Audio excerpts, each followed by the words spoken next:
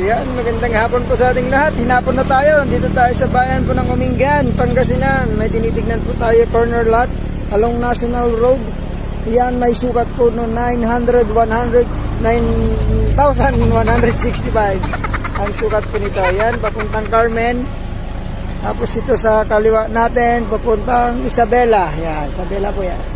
So yan, napakahaba po ng frontage nito, mga 70 meters. Tapos yung corner lot niya, mga 40 meters. Yan.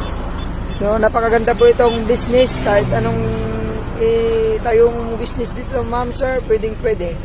Kasulinahan, subdivide lot, pwede din maging housing. Yan. So yun. Ang price nito, 6 million, sabi po ng kapatid. Negotiable po yan. Sagot niya ang capital gain tax at 5% ng kanyang edit. Sana po magustuhan nyo to. Panoorin nyo po sa aking vlog, Jelormex.